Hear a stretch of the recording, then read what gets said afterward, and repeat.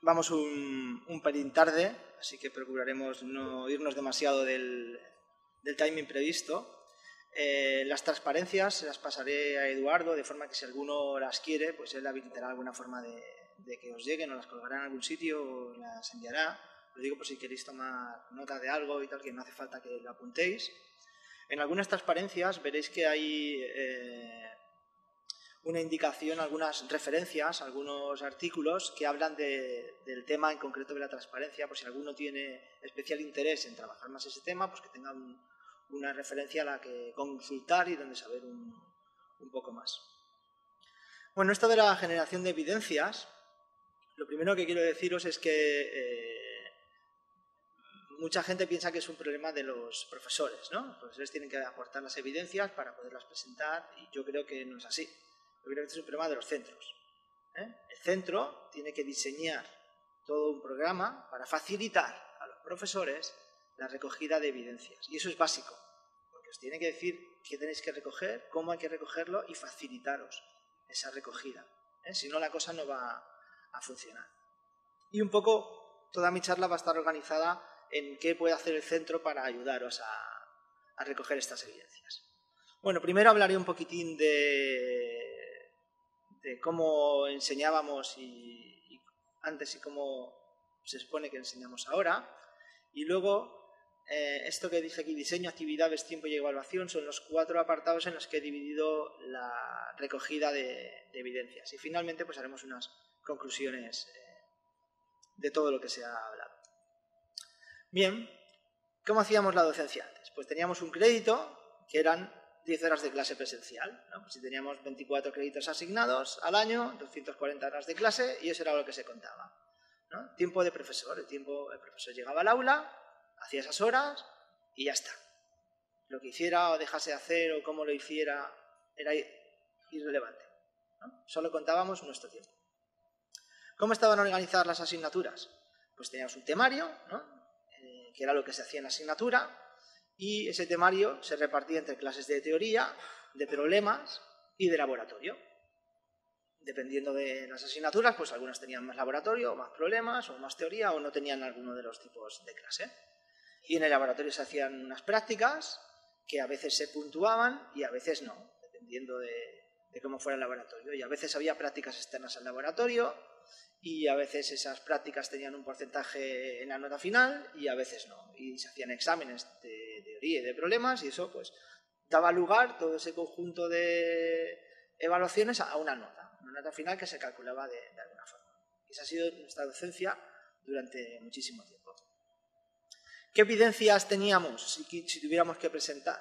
Pues la asistencia del profesor a la clase, para demostrarse las 240 horas de clase. Esto es como el valor en la mili, ¿no? Se le suponía, porque como no fichamos, pues a menos que haya una queja explícita de los estudiantes, se supone que los profesores van a clase. El que existiera un temario de la asignatura, porque como todo iba a raíz del temario, el temario era la obsesión, ¿no? Yo tengo el temario y lo tengo que contar. Y si voy retrasado, pues lo tengo que contar más deprisa. Pero había que contarlo. Luego, las actividades que realizasen los estudiantes, porque los estudiantes también realizaban actividades relacionadas con el temario.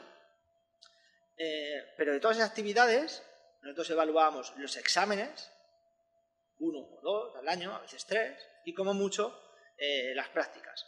Y en cualquier caso, no había que justificar para nada el tiempo. Es decir, que como lo que contábamos era el tiempo del profesor, pues yo si mi asignatura decidía que mis estudiantes les ponía una práctica de 300 horas, independientemente del número de créditos de mi asignatura, pues se comían 300 horas.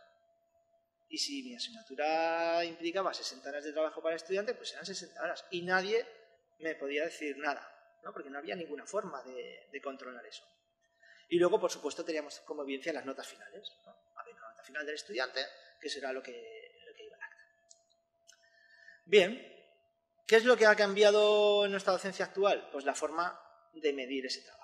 Ahora no medimos el trabajo del profesor, medimos el trabajo del estudiante y eso es un cambio muy importante. Porque ahora el crédito sí que nos dice cuánto trabajo tiene que realizar el estudiante y por lo tanto tenemos que organizar las asignaturas para que eso se cumpla. Y eso racionaliza el trabajo del estudiante y tenemos que intentar también que racionalice el nuestro. Porque a veces se nos va la mano también y metemos muchísimas horas que que probablemente pues, se podrían optimizar. Bien, esa forma de medir el tiempo es un crédito equivale a entre 25 y 30 horas. Eso es lo que es la definición oficial. Luego cada escuela o cada universidad ha definido en particular pues, cuántas horas equivale a cada crédito. ¿Cómo están organizadas entonces nuestras asignaturas? Pues nuestras asignaturas ahora están organizadas a partir de competencias. Y ese es el gran cambio con respecto a la organización anterior, que estaba organizada a partir del temario. Fijaos que aquí en la transparencia el temario es una cosa lateral, que aparece de forma lateral, mientras que antes era el core, el punto de inicio de la asignatura. Y el que estén organizadas por competencias es fundamental, porque cuando a nosotros nos pidan resultados de aprendizaje, lo que nos van a pedir es que demostremos que nuestros estudiantes están adquiriendo esas competencias. Y por lo tanto tenemos que tener toda nuestra asignatura suficientemente detallada, explicitada, para ver de qué forma nuestros estudiantes aprenden o adquieren esas competencias. Esas competencias se desgranan o se definen de forma más finamente en objetivos de aprendizaje. Esos objetivos se traducen en actividades, de forma que para alcanzar esos objetivos que nos permitirán que el alumno consiga las competencias, pues se desarrollan unas ciertas actividades. Y esas actividades se desarrollan en las clases de teoría, en las de problemas, en las de laboratorio o fuera de las clases también. Y finalmente, esas actividades se evalúan. Y fruto de esa evaluación sale la nota del estudiante. Entonces, fijaos que lateralmente a las actividades están las estrategias de aprendizaje, pues porque en función de la actividad utilizaremos una estrategia o utilizaremos otra. ¿No? Pues podemos realizar alguna actividad para cumplir un objetivo de tipo mesa redonda, de tipo puzzle, otras serán pues, una clase magistral, otras serán una práctica de laboratorio, otras puede que sea pues, un estudio personal del estudiante. En cualquier actividad tendrá una estrategia particular.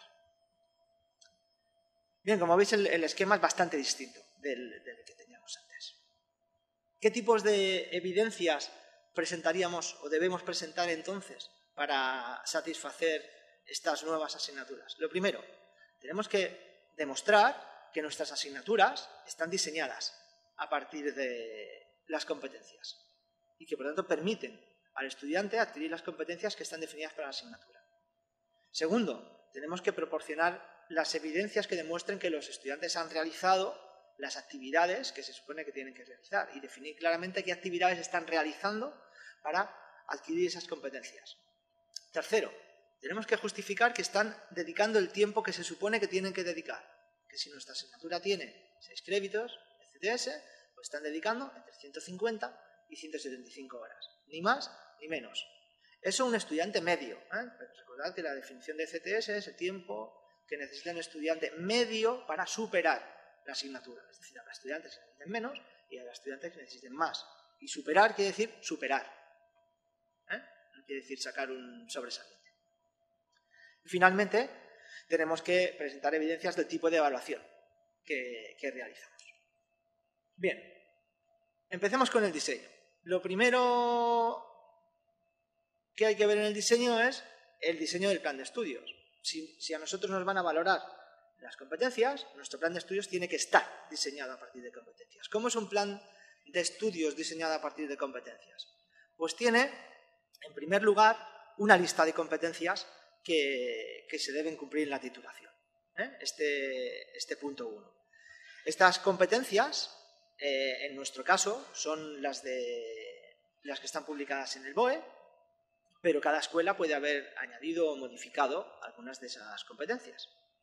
Después hay una serie de restricciones y criterios que el centro impone pues, por necesidades particulares o por necesidades docentes. Por ejemplo, esas restricciones pueden ser: yo tengo este tipo de aulas y necesitamos organizar la docencia de esta forma.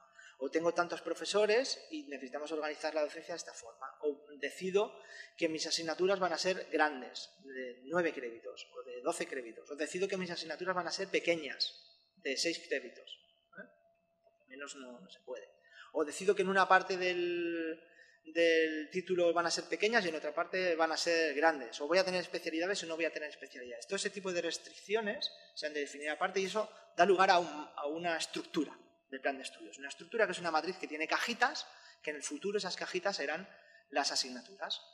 sobre esas cajitas y teniendo en cuenta esas restricciones y criterios, se mapean las competencias y quedan asignadas las competencias con un cierto peso.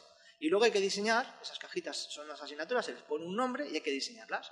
Hay que diseñarlas con el esquema que hemos seguido antes, de forma que al final el estudiante consiga esas competencias que se le han asignado en el nivel que se le han asignado. Todo eso tiene que estar realimentado. Es decir, cuando tenemos las asignaturas diseñadas, hemos de volver al punto 1 y decir, ¿hemos conseguido con este diseño las competencias que nos habíamos propuesto? ¿Sí? ¿No? Bueno, pues entonces hay que hacer un plan de mejora y retocar cosas para que el plan de estudios vaya mejorando y se vaya adaptando. Y eso obviamente es una labor del centro. Esto está basado en una filosofía de planificar, hacer, testear y actuar, ¿no? Siempre es lo mismo. Vamos mejorando poco a poco todos los pasos. Bien, ¿qué tendremos entonces a partir de aquí? Tendremos un mapa de competencias en el que, por un lado, tendremos la lista de asignaturas, por otro lado, tendremos la lista de competencias y cada matriz, o sea, cada elemento de la matriz indicará el grado de profundidad con el que se ha de trabajar cada competencia en cada asignatura. Y ese mapa es el mapa de la titulación. Es lo que nosotros estamos haciendo con nuestros estudiantes. Y ese es el mapa que va a servir de base para todo, de clave para todo. Y esa es nuestra primera evidencia. Es la primera evidencia que nosotros tenemos que presentar. Que tenemos este mapa porque sabemos qué estamos haciendo en nuestra titulación. Y en este mapa tienen que estar tanto las competencias técnicas como las transversales, las competencias genéricas. Trabajo en equipo, aprendizaje autónomo, todas estas. Tienen que estar ahí porque se han de trabajar y se han de definir dónde se trabajan y cómo se trabajan y qué se quiere hacer en cada asignatura con cada una de ellas. Bien, este diseño obviamente requiere muchísima coordinación. Necesitamos que haya mucha gente implicada en la coordinación para que esto funcione. Por supuesto, necesitamos un coordinador para cada asignatura, para hacerla funcionar. Luego necesitamos coordinadores horizontales, que son coordinadores de curso. Un coordinador horizontal lo que hace básicamente es ocuparse de que todas las asignaturas de un mismo curso estén razonablemente organizadas. ¿Qué quiere decir razonablemente organizadas? Pues quiere decir que el trabajo de las asignaturas esté repartido de forma que no haya picos excesivos para el estudiante. Imaginaos que un estudiante hace 5 asignaturas y las 5 asignaturas les cascan un examen la semana 7. Nos hemos cargado a los estudiantes. Nos hemos cargado. Alguien tiene que coordinar que eso no pase. Y alguien tiene que coordinar que repartamos el tiempo de forma adecuada para que no haya semanas en las que a los estudiantes simplemente les sea materialmente imposible el hacer la clase. Luego tenemos la coordinación vertical o de materia. La coordinación vertical sirve para equilibrar las competencias dentro de asignaturas que están relacionadas. Por ejemplo, si tenemos varias asignaturas de programación a las que están asignadas todas las competencias relacionadas con programación, pues alguien tiene que coordinar de forma conjunta esas asignaturas para repartir ahí las competencias y que todo eso se trabaje de una forma conjunta, no que cada asignatura haga lo que le rote. Y esa coordinación vertical también ha de servir para las especialidades. Alguien ha de coordinar cada especialidad, de ver qué asignaturas hay y cómo se relacionan entre ellas. Y finalmente nos hace falta la coordinación transversal, la coordinación de las competencias genéricas. Las competencias genéricas, pues probablemente es de lo que menos sabemos porque estamos menos acostumbrados a trabajarlas en las clases, estamos más acostumbrados a trabajar las competencias técnicas y necesitamos a alguien que nos enseñe, alguien que nos ayude y por eso hace falta que haya coordinadores para estas competencias que trabajen en conjunto con los coordinadores de las asignaturas y les ayuden a desarrollar actividades para trabajar las competencias transversales que tienen asignadas a la asignatura al nivel que tienen asignado. Los informes de todos estos coordinadores son también evidencias. Son también evidencias que he de presentar porque son evidencias sobre cómo estamos haciendo las cosas y que el proceso que tenemos montado de aprendizaje es un proceso adecuado para que el estudiante adquiera las competencias que han sido definidas. Bien, esto es un ejemplo de cosas que se pueden generar como evidencia a partir de esta información. Lo que tenéis arriba es el conjunto de pruebas de evaluación de diferente tipo que se realizan en el semestre 3 en la FIP desde la semana 1 hasta la semana 18 en las 5 asignaturas que se cursan. Entonces, en negro están las actividades que se realizan fuera de clase y en rojo las que se realizan dentro de clase. ¿Qué actividades se realizan dentro de clase? Pues, por ejemplo, laboratorio, ¿no? Tú haces un laboratorio y durante el laboratorio evalúas al estudiante. Pues eso no lo tienes que coordinar porque es trabajo normal. Pero las negras hay que coordinarlas, porque las negras son exámenes que se hacen fuera de clase, es trabajo extra, que implica que el estudiante va a tener que dedicarle un tiempo extra a preparar esa actividad, y si resulta que en una semana caen 3 o 4 o las 5 pruebas de la asignatura, pues ya sabemos que el estudiante va a tener un problema. Y nosotros lo podemos coordinar, podemos hablar con los coordinadores y decirle, oye, adelanta esta prueba o retrasa esta prueba para distribuirlas. Y luego abajo lo que tenéis es un mapa de tiempo de las asignaturas. Cada asignatura define cada semana cuánto tiempo de dedicación necesita el estudiante. Y lo sumamos y vemos pues, que está alrededor de 45, entre 45 y 50 horas a la semana. Si en una semana nos aparecen 70, 80 horas, pues ya sabemos que no va a funcionar, que le vamos a pedir un imposible al estudiante. Entonces hay que ir a esa semana, hablar con las asignaturas y pedirles que cambien su planificación para desviar parte de ese trabajo hacia adelante o hacia detrás, de forma que esta gráfica sea lo más plana posible. Y toda esta información sale a raíz de la coordinación, de que podamos coordinar las asignaturas y, por supuesto, que tengamos un aplicativo que nos permita generarla fácilmente. Eso es muy importante. Otra evidencia, los itinerarios de las competencias. Cada competencia está asignada a una o más asignaturas y, por lo tanto, si este es el mapa de nuestro plan de estudios, por ejemplo, pues para la competencia esta que está marcada en amarilla, sabemos que se trabaja en estas 6 asignaturas y sabemos exactamente dónde se está trabajando y cuál es el nivel. Por lo tanto, podemos coordinarla. Y esta competencia da igual que sea técnica que sea transversal, ¿no? Si es transversal, pues yo tengo que decidir qué se hace en esta asignatura del S8, qué se hace en las 2 asignaturas del S1, qué se hace en la asignatura del S5, para que al final el estudiante la haya adquirido. Y como conozco el itinerario, puedo planificar bien. Pues esto también es una evidencia, que fijaos que todo sale a partir del diseño del plan de estudios. Bien, entramos en las asignaturas. Hablemos entonces del diseño de asignaturas.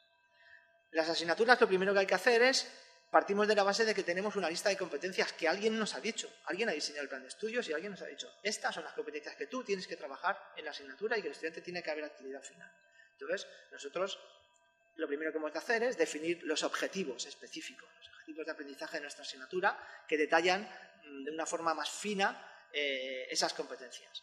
Luego hay que definir las actividades, ¿no? Las actividades para trabajar esos objetivos, definir cuál es su propósito y en qué contexto, en qué circunstancias se van a realizar, ¿no? Cuáles vamos a hacer en clase, cuáles vamos a hacer fuera de clase, las que son en clase de qué tipo, qué trabajo tiene que hacer el estudiante, qué trabajo tiene que hacer el profesor, qué nos tienen que entregar, si se va a evaluar o no, etc. Hay que estimar el tiempo que requiere la actividad y lo hay que clasificar, ¿eh? Tiempo en clase, tiempo fuera de clase, tiempo dedicado al aprendizaje, tiempo dedicado a resolver los problemas, lo que sea. Hay que indicar qué materiales le van a hacer falta al estudiante para realizar esa actividad y proporcionárselos. Y la estrategia docente que vamos a utilizar en cada una de las actividades. Todo eso tiene que formar parte de la definición de asignaturas. De forma que cuando nosotros definimos la asignatura, los pasos que realizamos son estos, ¿no? Primero, partimos de una previa asignación de créditos ECTS de nuestra asignatura y de una asignación de competencias, con lo que lo primero que tenemos que hacer es definir nuestros objetivos de aprendizaje.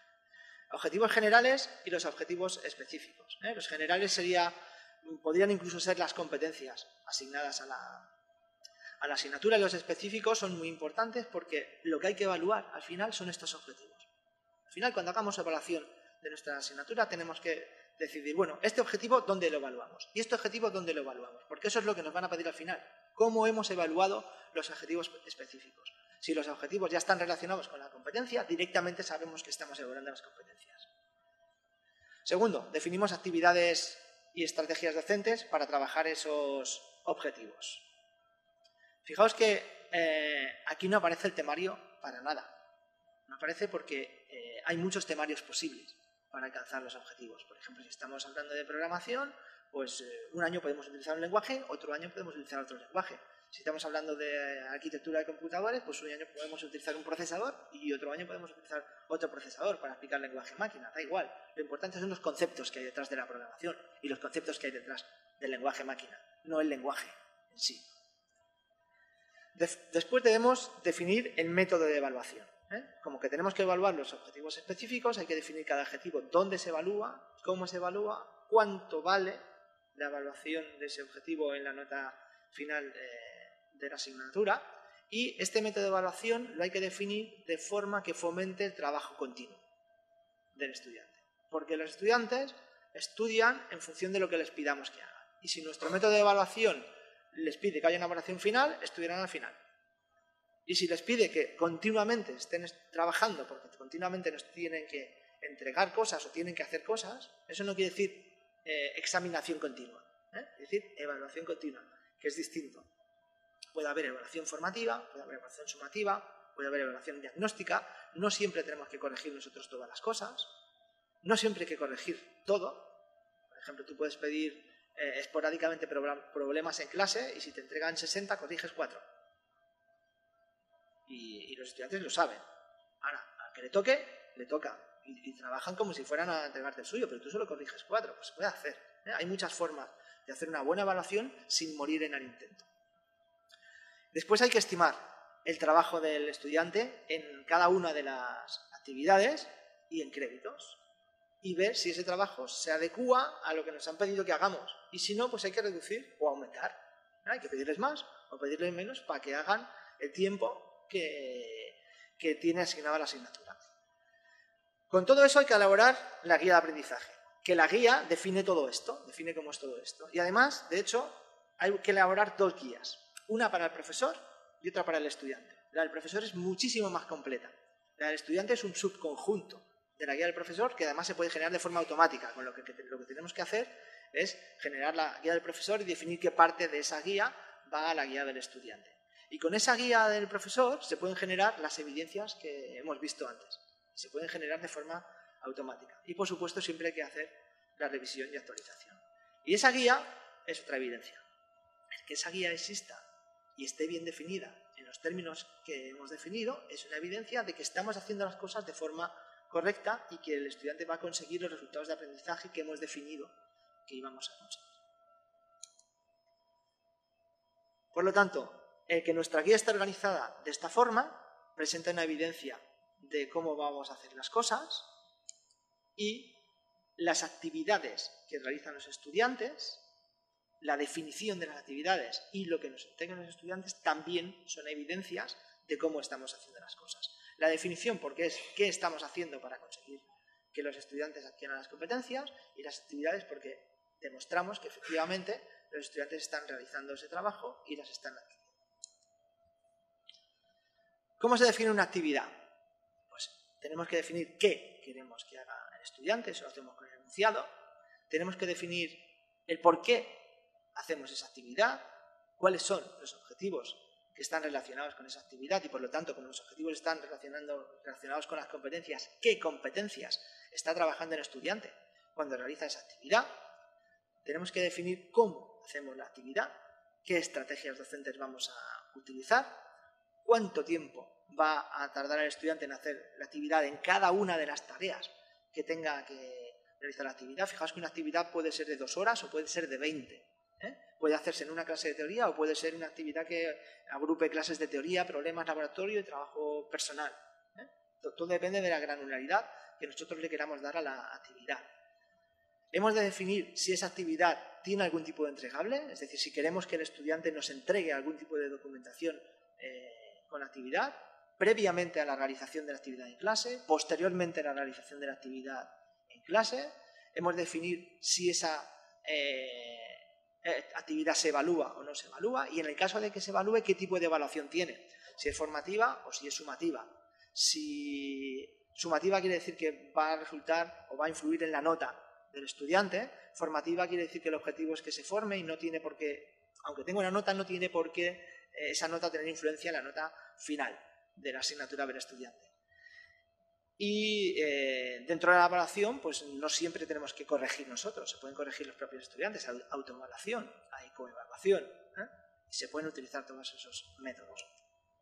De forma que los entregables que nos den los estudiantes y la evaluación que hagamos, del tipo que sea, dentro de cada actividad, nos va a servir también como evidencia.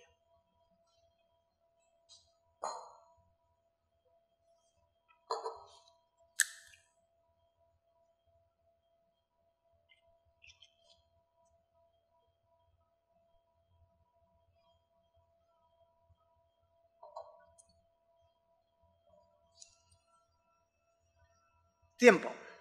Hay que medir el tiempo de los estudiantes. Bien, entonces, ¿cómo se hace eso? ¿Cómo se mide el tiempo y que eso tenga un valor? Bueno, nosotros empezamos un proyecto en la FIP en el año 2004, un proyecto que todavía sigue vigente. En su momento le llamamos el proyecto ECTS porque lo que tratábamos de hacer era medir si realmente los estudiantes estaban gastando el tiempo que tenían asignado en ECTS a nuestras asignaturas, pero nosotros hicimos un cambio de plan de estudios en el 2003, que es lo que os comentaba Eduardo, y por lo tanto esa experiencia de 5 años hasta que hicimos el plan de estudio de grado en el 2008 pues nos ha servido de mucho. Lo que hicimos fue pedir a los estudiantes que de forma voluntaria semanalmente nos indicasen cuánto tiempo estaban dedicando a cada asignatura y en qué dedicaban el tiempo. Eso es semanalmente porque si no, no funciona. No me sirve de nada que a final de año un estudiante me diga uy, yo he dedicado 60 horas o 70 horas, porque eso no tiene validez. Pero si semanalmente me dice, pues mira, yo he estudiado 4 horas esta asignatura, 2 horas de asistencia a clase, 3 horas de problemas y 1 de laboratorio, eso sí sirve. Y si lo vamos guardando toda esa información a lo largo de todo el curso, pues tenemos una información muy valiosa sobre el tiempo que los estudiantes dedican a cada asignatura y por lo tanto el tiempo que dedican en global. Además, esos resultados no son anónimos. Yo sé quién mete esa información, sé qué información introduce y sé qué nota saca el estudiante y por lo tanto lo puedo cruzar y eso para mí es información muy valiosa. Y también puedo comparar toda esa información que ponen los estudiantes con la información que los profesores han introducido en la guía de aprendizaje y ver si efectivamente la asignatura está bien diseñada desde el punto de vista de si el tiempo que el profesor ha dicho o estimado que dedicaría el estudiante es el tiempo correcto o no y qué resultados obtienen los estudiantes con ese tiempo. Esto no es una invención nuestra, esto ya lo decía el proyecto Tuning. En su segunda apartado ya decía lo segundo que hay que hacer una vez has diseñado el plan de estudios es estimar el tiempo de trabajo del estudiante para cada actividad, ¿no? Esto ya lo hemos hecho en la guía docente y el punto 3 era, ahora hay que comprobarlo y eso es lo que hay que hacer, eso es la aplicación esta que hicimos nosotros, que semanalmente el estudiante pues en estas casillas para cada asignatura dice yo dedico tanto tiempo a esto y eso te proporciona informaciones de este tipo. Aquí tenéis pues en esta columna de aquí indica lo que dice la guía docente, lo que dice la guía de aprendizaje del tiempo que tiene que dedicar el estudiante a diferentes actividades en función del color. Y lo otro son la información que nos han aportado los estudiantes una vez sumadas las 15 semanas de clase en función de la nota que han obtenido los estudiantes. De forma que nosotros podemos ver, en este caso, pues esta es una asignatura que está bastante bien diseñada, porque el trabajo de los estudiantes más o menos se acerca bastante al que ha definido la asignatura. Si nosotros viéramos que alguna de estas barras es muy baja o muy alta, pues habría que pensar o plantearse si la asignatura está bien o mal diseñada. Normalmente pasa que las notas más altas tienden a tener barras bajas. Barras bajas porque son los estudiantes más buenos que generalmente con menos tiempo de dedicación obtienen buenas notas. Y alrededor del 5, entre el 5 y el 6, que es el estudiante medio, los estudiantes que han sacado entre el 5 y el 6 son los que deberían estar ahí, en ese tiempo. Luego, probablemente entre el 6 y el 7 la barra podría subir un poco y eso no pasaría nada. Tampoco porque son estudiantes que le han dedicado más tiempo. Pero es muy importante tener esta información. Y esto es una evidencia clara de que nuestra asignatura está bien diseñada y el estudiante está dedicando el tiempo que toca.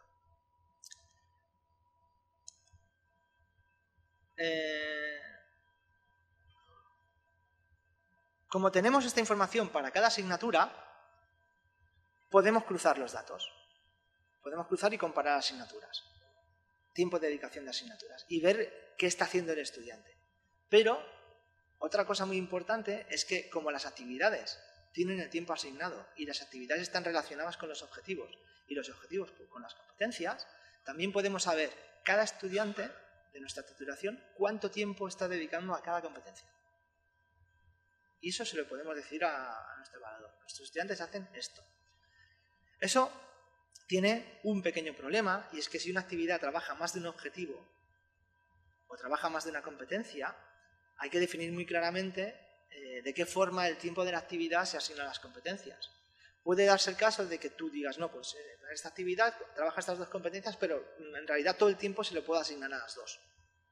Y puede darse el caso de que en algunos casos no sea así, ¿no? Que digas, no, en realidad la mitad del tiempo estamos trabajando una y la otra mitad del tiempo estamos trabajando otra. En función de eso, pues tienes dos modelos que deberían estar los dos implementados y tener la posibilidad de que los dos funcionen simultáneamente, porque al final resultará que el resultado es que el estudiante dedica más horas de las que hay en la titulación, de las que ha dedicado realmente, porque una actividad puede trabajar dos competencias y asignarse el tiempo a los dos. Eso es otra evidencia, saber cuánto tiempo está dedicando, en teoría, cada estudiante a cada competencia. Y también se puede generar de forma automática a partir de nuestra guía de aprendizaje. Bien, aquí tenéis un ejemplo esto es un ejemplo del año 2006, de 5 asignaturas en un cuatrimestre, y el tiempo de dedicación semanal a partir del proyecto ECTS, a partir de lo que introducían los estudiantes. Entonces, podemos ver que esta asignatura, la que está de color rosa, los estudiantes dedicaban muchísimo más tiempo que las demás, pero mucho más. Le dedicaban un tiempo fuera de lo que era razonable. ¿Qué pasaba? Que esta asignatura pues, tenía una práctica que no era razonable para lo que había que pedir. Bueno, pues llevamos muchos años con problemas con esta asignatura, pero no teníamos ninguna evidencia para decir a la asignatura. Es que te pasas un poco con esa práctica. Una vez tienes estos números, le puedes decir, oye, mira qué pasa. Y esto sirve para mejorar. Entonces la asignatura sí que se puede poner las pilas y tratar de reducir la práctica o mejorar el objetivo de la práctica o cambiarlo para que esta gráfica sea más plana. Pero le presentas a los coordinadores de la asignatura información para que ellos puedan actuar en consecuencia. Si quitamos esta asignatura de aquí y nos fijamos en las otras, también vemos que hay ciertos picos, ¿no? Esos picos coinciden claramente con los periodos de evaluación. Y como veis, hay una asignatura que es la roja, en la que los estudiantes pues más o menos están dedicando más tiempo que las demás. Y luego las otras asignaturas son asignaturas que tienen un examen final, o tenían un examen final, y alguna de ellas tenía un parcial, ¿no? La verde, por ejemplo, tenía un examen parcial que puntuaba bastante. Y esto es una demostración clara que los estudiantes trabajan en función de la evaluación que le pongas. Y si tú le pones una evaluación que él tenga que ir continuamente trabajando, trabajará continuamente. Y si no, trabajará justo cuando tenga que entregar algo que valga para nota. Bueno, pues esta información también nos es muy valiosa de cara a ver el tiempo, ¿no? de cara a organizar las asignaturas entre sí y a coordinarlas. Bien, evaluación. Nosotros tenemos que evaluar competencias, porque es lo que los estudiantes tienen que adquirir, y lo hacemos a través o a partir de la evaluación de los objetivos. La evaluación tiene que ser diversa, muy diversa. No podemos hacer un solo tipo de evaluación porque entonces penalizamos a ciertos estudiantes. Los estudiantes tienen diferentes formas de aprender y como no podemos dirigirnos a todos, tenemos que como mínimo ser capaz de llegar a todos en la evaluación. Si resulta que nosotros evaluamos solamente con un examen y nunca los preparamos para hacer exámenes, ¿no? Si, por ejemplo, una cosa que se hacía antes. Tú llevabas a clase, te contabas tu rollo de teoría, hacías problemas y luego llegaba el día del examen y la primera vez que hacían algo de tipo un examen era el día del examen. Pues no puede ser. Si tú los has preparado de una forma y los evalúas de otra, si los vas a evaluar con un examen, tienes que hacer problemas del tipo del examen durante todo el curso porque hay que entrenarlos. Eso es lo razonable. Y por supuesto, el método de evaluación que definamos tiene que ser o tiene que favorecer el trabajo continuado del estudiante durante todo el curso. Nosotros estamos acostumbrados a trabajar con las competencias específicas, con las competencias técnicas, porque es lo que hemos hecho toda la vida. Pero tenemos también las competencias genéricas y hay que evaluarlas. Y no debe darnos miedo. Sabemos más de lo que creemos que sabemos. Pero hay que evaluarlas y hay que hacer que la nota de esas competencias influya en la nota final de la asignatura. De forma que pues, habrá un porcentaje de las competencias transversales que tengan asignadas las asignaturas, que ese porcentaje, pues un 5, un 10, un 15%, no sé, en cada asignatura se ha de ver, pero tiene que tener una influencia en la nota final, porque si no, el estudiante no va a tener ningún aliciente para trabajar esa competencia.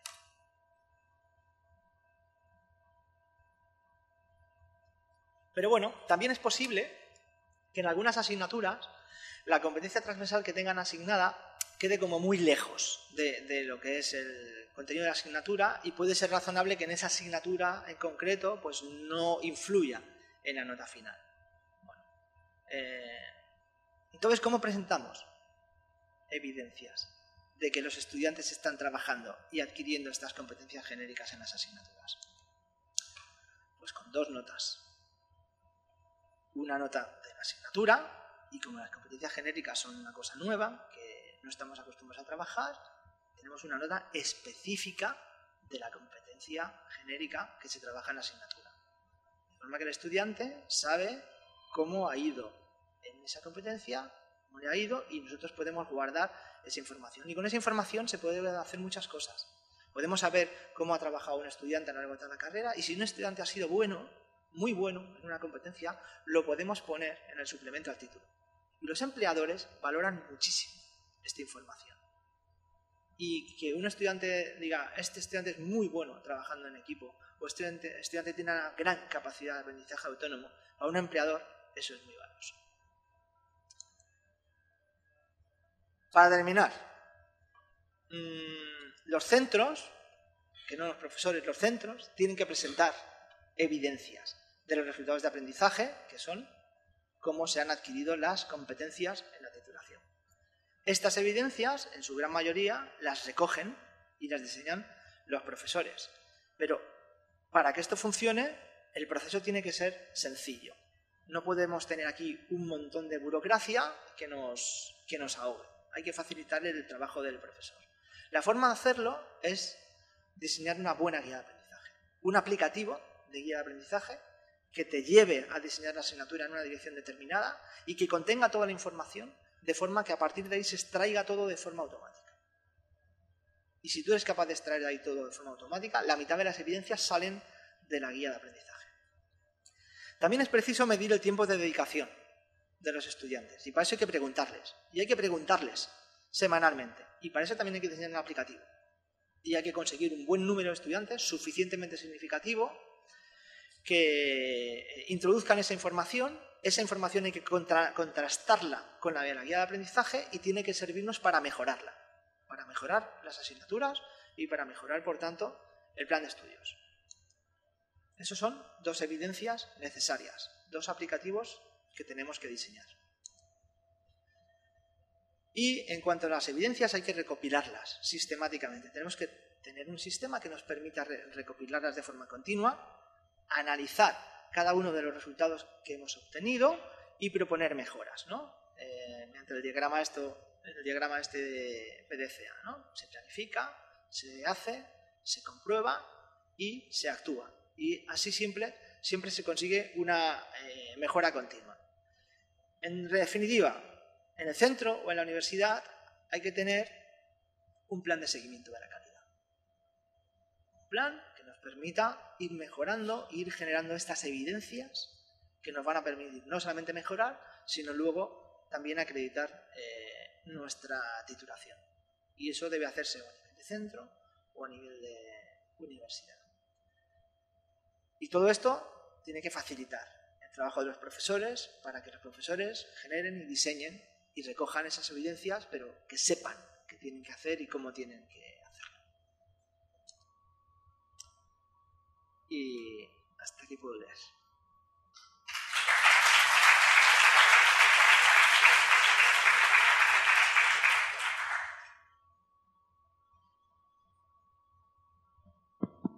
Bueno, antes de pasar al turno de preguntas, que seguro que tenéis, yo agradecer de nuevo la charla de Fermín. Me he perdido el inicio, pero no sé si lo has comentado. Muchas de las cosas que tú has dicho, por no decir casi todas, están implantadas en vuestra facultad. Ellos tienen experiencia, han hablado de aplicativos, de procedimientos que ellos tienen más o menos automatizados a partir de no sé si está basado en web o cómo lo hacéis. Yo creo que tenemos preguntas para eso, y yo entiendo que las experiencias que él nos ha trasladado nosotros podríamos de alguna manera contrastarlas con cosas que tenemos más o menos hechas por aquí y que de alguna manera pues yo personalmente ya, aunque el vicerrector no se ha quedado, le he dicho lo que tenían hecho ellos para que tomara nota, y la charla se la vamos a pasar también porque yo considero que algunas cosas sí que se podían hacer por aquí. Yo os dejo ahora a vosotros que le hagáis preguntas a Fermín en este tiempo que tenemos hasta el café que ya tenemos listo ahí fuera.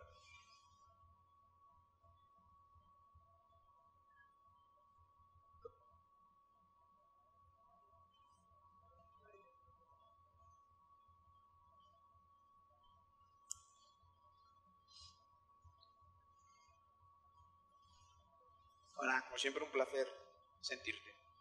Sí, mira, yo quería hacerte una pregunta o un comentario acerca de la evaluación sumativa y formativa, ¿no?, que tú has comentado y que muchas veces hemos discutido en la SEMI. Entonces me da la sensación que los nuevos planes de estudio tratan muy bien el tema de la evaluación sumativa, pero quizás la evaluación formativa queda un poco de lado.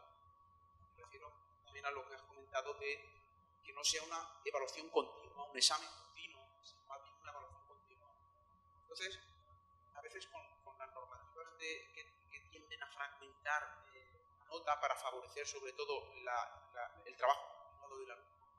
No sé qué opinión tienes acerca de que tendemos más a utilizar mucho más la evaluación sumativa que quizás la evaluación formativa, que se está quedando todo de lado, y yo creo que es también algo bastante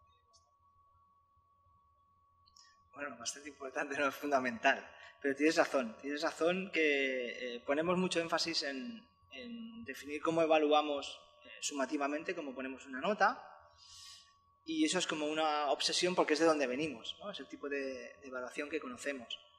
Y dejamos de lado técnicas como la autoevaluación o como la coevaluación, o no les damos la importancia que corresponde. Son técnicas muy valiosas de cara a evaluar, tanto para evaluación diagnóstica como para evaluación formativa, y que para el estudiante son muy buenas. Claro, hacer una evaluación de autoevaluación implica que tienes que tener muy claros los criterios en forma de rúbrica o en forma de lo que sea, y eso es un trabajo, ¿no? Hay que desarrollar esas rúbricas para que el estudiante sepa autoevaluarse. Para hacer coevaluación o evaluación entre pares también hay que desarrollar otro tipo de rúbricas, y todo eso también es un trabajo extra que si bien es cierto que es trabajo extra, no es menos cierto que solo se hace una vez. Porque a diferencia de la evaluación sumativa, que tú cada año tienes que cambiar tus pruebas o cambiar tus exámenes porque no vas a repetirte de un año para otro, la formativa, como el objetivo no es poner una nota, una vez has diseñado las actividades, esas actividades las puedes repetir cada cuatrimestre. Y no hay ningún problema, porque los alumnos no se van a copiar, porque como no les va a servir para nota, no tienen ningún motivo para copiarse. Entonces, todo ese trabajo que se realiza para hacer la evaluación formativa es un trabajo bien invertido porque se realiza una sola vez. Y si tú desarrollas toda la asignatura de forma que haya mucha evaluación diagnóstica, pues la evaluación diagnóstica hay que hacerla continuamente y hay muchas formas de hacerla, hay menos peso en la evaluación sumativa. Pero es verdad, cuando hacemos evaluación muchas veces estamos como muy obsesionados, ¿no? No sé cuántos parciales, no sé cuántas prácticas, recojo no sé cuántos problemas y dejamos de lado a veces la formativa. Es verdad, es un hecho que yo creo que es que todavía tenemos heredado, ¿no?, de nuestra antigua forma de dar clase.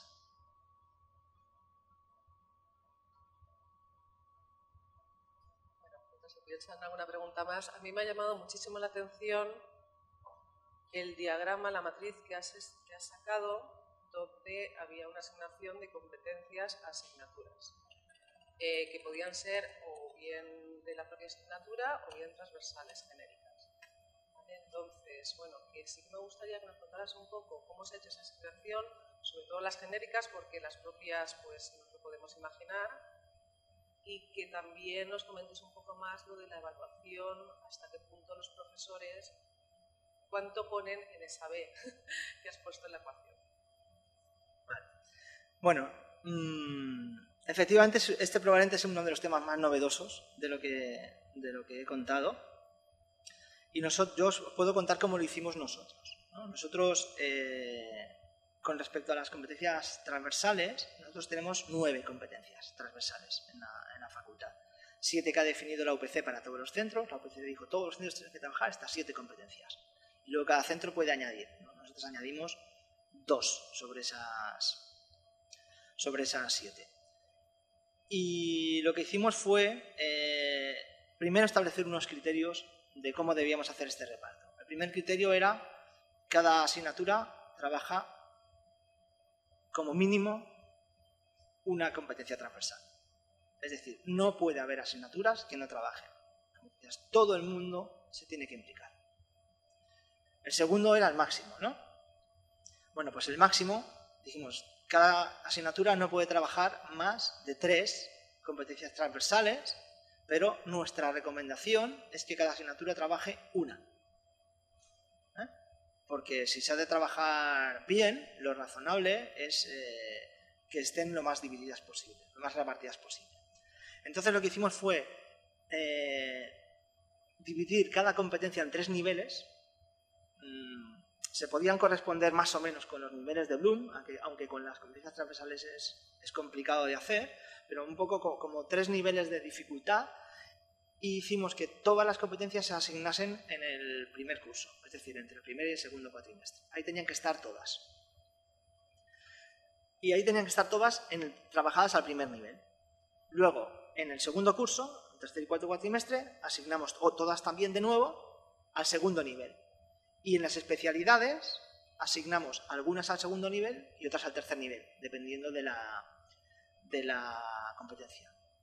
Siempre con alguna excepción, ¿no? Pero esa era la filosofía básica.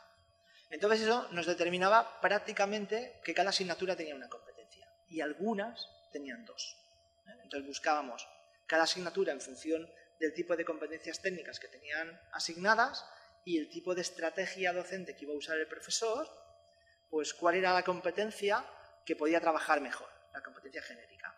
De forma que íbamos asignando las competencias genéricas a cada asignatura en función de lo que esa asignatura estaba haciendo, de la metodología docente que seguía, para que el trabajar la competencia genérica le ayudase a conseguir las competencias técnicas.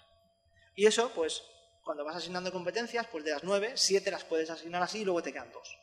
¿No? Y las 2, pues las asignas a las asignaturas que te quedan y esas son las que tienen un poco más de dificultad para trabajar la competencia. Entonces, para cada una de las 9 competencias nosotros tenemos un coordinador transversal que está descargado del 25% de docencia para coordinar esta competencia. Ese coordinador se tiene que formar, se ha formado en competencias transversales, ha hecho bastantes cursos, ha definido cómo es la competencia y se reúne con los coordinadores de las asignaturas que tienen asignada la competencia para ayudarles a desarrollar actividades que le permitan trabajar de forma conjunta la competencia transversal y la competencia o competencias técnicas que tiene la asignatura. De forma que le va explicando cosas a los coordinadores, mira, pues puedes hacer esto, puedes hacer lo otro, puedes hacerlo de esta manera, hasta que el coordinador ya se dice, pues mira, esto me gusta, esto lo puedo hacer, o es que esto no me encaja. Bueno, pues negocia con el coordinador de cada asignatura para trabajar un aspecto de la competencia. Y de esa forma tenemos un mapa, tenemos un itinerario para cada una de las competencias transversales y como cada asignatura además pone su nota de competencia transversal, tenemos o podemos rastrear cada estudiante cómo ha ido trabajando cada competencia transversal en la titulación. Ahora, como hemos aprendido bastante en este tema de competencias, le estamos dando una vuelta, pero esto ya es para alumnos aventajados. Le estamos dando una vuelta al tema y es que estamos haciendo un mapa de cada competencia. Y en ese mapa lo que estamos estableciendo son dimensiones, cosas que se han de trabajar en la competencia, porque resulta que hay dimensiones que coinciden entre competencias. Hay aspectos de ciertas competencias que coinciden y por lo tanto lo que estamos asignando o lo que queremos asignar a las asignaturas no son los niveles de las competencias, sino las dimensiones y en función de qué dimensión a ciertos niveles. Porque eso nos permite que una asignatura pueda trabajar, de hecho, más de una competencia cuando las dimensiones son coincidentes. Eso reduce el trabajo, porque hay cosas que ya se han hecho en ciertas asignaturas y por tanto no hay que trabajarlas en otra, y nos permite tener una visión más heterogénea de todo lo que queremos hacer. ¿Más preguntas?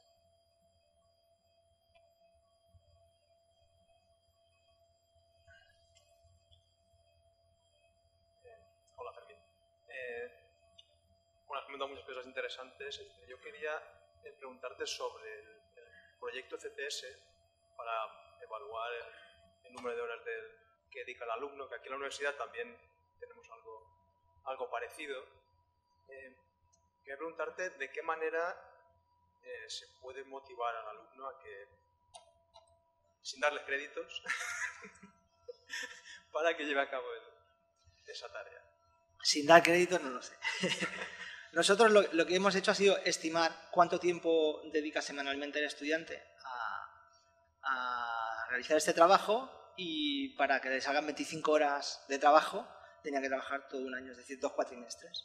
Entonces, de estos créditos de reconocimiento que te permite el plan de estudios, lo que hacemos es darle, si durante un año ha metido la información, le damos un crédito de estos de reconocimiento.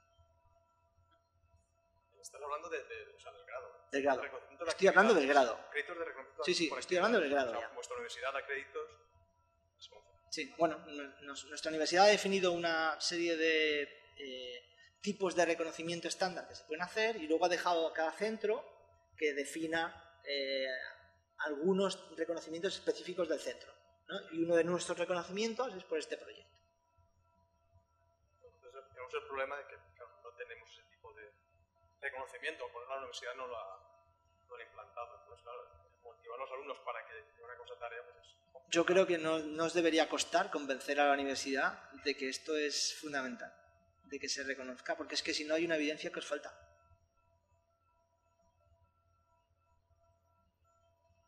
No, solo al hilo de esto contarte, nosotros tenemos aquí un proyecto que se llama SAGAD, que está basado también en una aplicación. Los alumnos semanalmente introducen la dedicación a las asignaturas y esto se hizo en el paso previo a la generación de los grados, porque lo que se quería es extraer información para que los profesores fuéramos capaces luego de dimensionar las asignaturas. Parece que ahora se está diluyendo este programa porque la gente piensa, no, ya están los grados puestos en marcha, no hace falta continuar. Yo creo que, y esto yo ya lo había comentado, es una evidencia el continuar con este proyecto para que quede claro que lo que yo dije en mi guía docente, que estas actividades duraban tanto, el alumno dedica ese tiempo a ello. El problema que nos encontramos ahora es que durante las titulaciones que están extinguiendo ahora, el reconocimiento de créditos por libre elección era realmente fácil, digámoslo así, y es lo que se le reconocía a los alumnos que hacen este esfuerzo, pero en los nuevos grados no lo tenemos reglamentado todavía para que se les pueda dar ese crédito que vosotros sí que tenéis. Yo creo que esto es una cosa que hay que trasladar al vicerrectorado para que lo considere y que continuemos con el proyecto.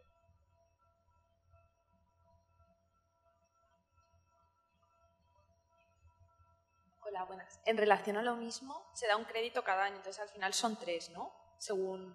Si el estudiante participa todos los años, son 4 años. Vale, 4. Si son 4 créditos que puede conseguir.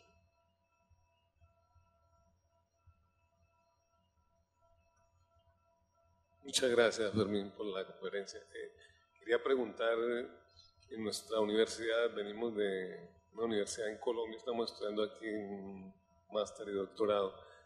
Hacemos una autoevaluación del curso por parte de los estudiantes, pero me gustaría saber es la divulgación que se le hace a la evaluación de esta guía, por ejemplo, en la universidad, en este caso de la Politécnica de Cataluña, para que los diferentes colegas tengan retroalimentación y puedan mejorar su preparación del curso.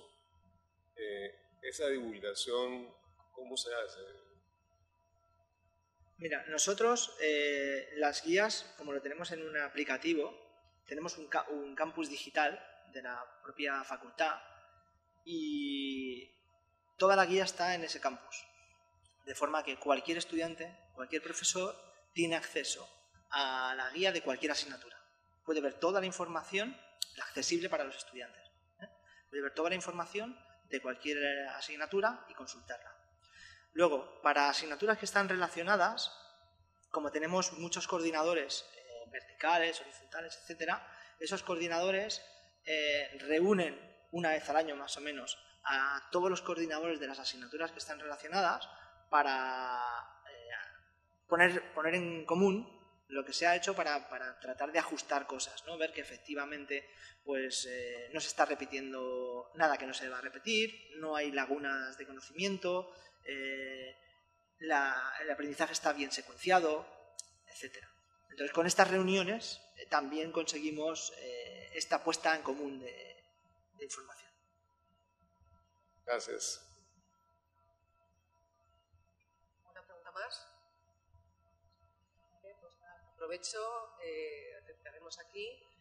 Tenemos ahora, recordad, 45 minutos para tomar un café y que también os paséis por toda la exposición de pósters, que como ya sabéis, pues este año hay muchos, o sea que si queréis verlos todos, pues os tenéis que dar prisa. Durante 45 minutos volvemos aquí entonces pues a las 12 y de nuevo pues agradecer a Fermín su interesante charla y vuestras preguntas. Gracias.